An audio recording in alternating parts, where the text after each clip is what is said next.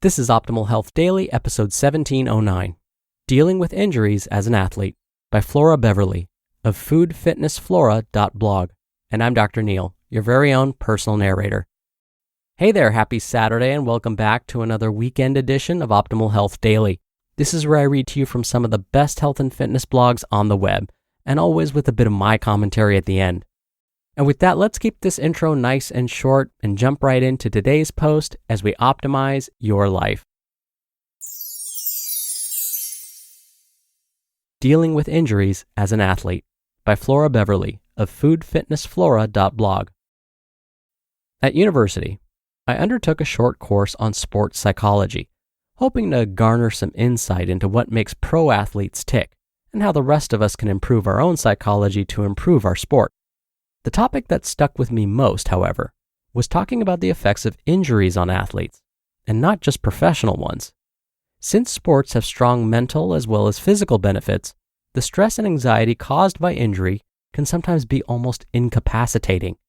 Figuring out how to keep fears and potentially serious mental health problems at bay is both vital and complex. While I'm no expert, I have an unfortunate amount of personal experience dealing with recurring injuries, namely IT band syndrome, caused by doing too much too soon in most athletes, but initiated and exacerbated almost solely by road running for me. My first trainer told me to stop running in favor of all other sports, which did nothing to help the actual problem, since I was always going to run. I just needed to know how. And so commenced 6 years of recurring injury.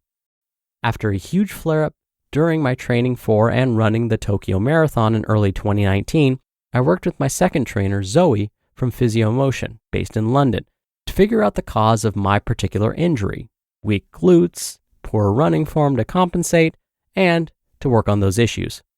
Since then, I've been able to run 2 ultramarathons and 50 kilometers weeks on trail, big for me, especially because previously 5 kilometers would hurt, with no pain until recently, on a very tiring 10-kilometer road run around Bristol.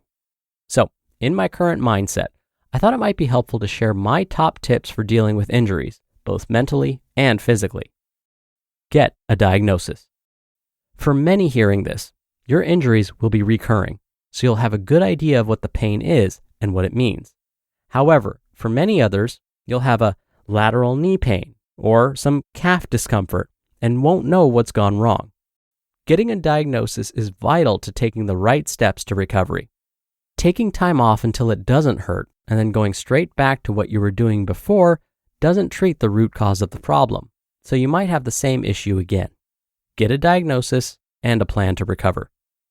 Know what's gone wrong. This might be personal to me, but when things go wrong, I need to know why. Understanding the details of why something went wrong, what happened in the lead up, and what I can do next time to avoid the same thing happening again helps me feel in control of the issue. It also helps prevent it from happening again. If I think about it, the recent cause of my flare-up was 2 weeks off, followed by 3 very stiff road runs in quick succession, followed by a lack of stretching, on top of 9 months without a regular or sufficient physiotherapy strengthening routine. Know your triggers and work to fix them. Accept reality. If you are injured, the chances are that you felt discomfort before it turned into a full-blown injury. If you had taken a step back at discomfort, it may never have turned into injury. So now you're injured, it's time to accept that reality. It may not be the reality forever, but for now, pushing through the pain doesn't make you hardcore. It makes you stupid, speaking from experience. It also means your injury will likely take longer to heal, and you'll spend more time away from what you love. Accepting your current state means it'll likely last for less time. Treat recovery like training. If you're anything like me, you get pretty excited when a new training plan comes your way, but groan at the idea of a physiotherapy or rehab plan. However, technically, a rehab plan is the same as any other training plan. It's taking small steps to improve from the position you're currently in to the position you want to be in. Switching your mindset from rehab is a chore to rehab is training can help keep you motivated. the more you stick to your rehab plan, the sooner you'll be back to the training you love. Enjoy the time off. When you know you can't run or do the sport you love, it seems like all you want to do is that thing. But in reality, how many times did you think, I wish I didn't have to go on this run, when you still could? Time off is a chance to take stock, recover both physically and mentally, and improve other skills too, be it in the gym or at work. You'll be amazed at how much free time you have all of a sudden. Again, this is about mindset. You can choose to resent the free time, or you can choose to do something productive with it. Rest is also productive. Speak to others. While being pragmatic is always best when it comes to injuries, sometimes speaking to someone else who can share your frustrations can make you feel less alone. Sharing tips and irritations can be helpful, and venting about your injury every now and again can feel good. It's unfair that I'm injured. I read my body well, I rest well, I eat well, I don't do huge mileage, and yet, here I am once again. It's immensely frustrating. Once you're done, pick yourself back up and get on with your rehab plan. Go back slowly.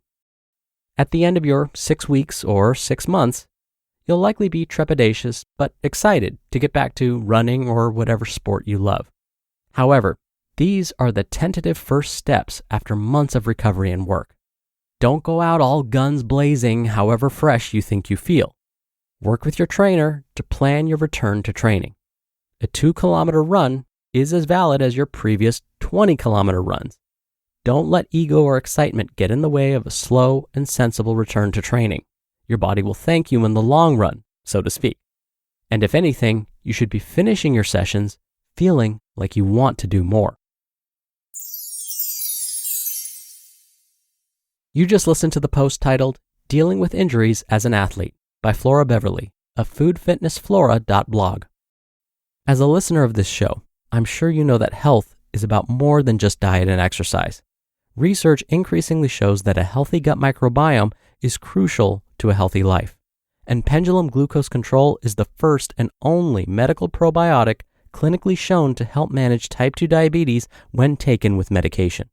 Over time, people with type 2 diabetes lose the gut bacteria that help them digest fiber and manage blood glucose levels. And diet and exercise alone are often not enough to manage it. Pendulum glucose control is designed to lower A1C and after-meal blood glucose levels to help you manage your type 2 diabetes. Pendulum's team of scientists, doctors, and innovators isolated the unique strains of beneficial gut bacteria that help people with type 2 diabetes manage their blood sugar levels. So, if you or someone you love has type 2 diabetes, take control of glucose levels with Pendulum Glucose Control. Use code OHD at pendulumlife.com to get 20% off your first month of membership. That's pendulumlife.com. Promo code OHD for 20% off your first month of membership. Dr. Neil here for my commentary. I often hear from folks that every time they try and get into the habit of staying physically active, something happens, like they get sick. They end up getting a cold or the flu. I think a lot of the same concepts that Flora discussed in her post today can apply in these situations too. First, just as Flora said, by staying active, your body will thank you in the long run, so we have to keep that in mind. Next, think about what may have caused the illness. Was it that you exercised to the point of exhaustion? Did you overtrain? Have you been losing sleep because of something else going on in your life? How have you been eating? Were you exposed to someone else that was sick?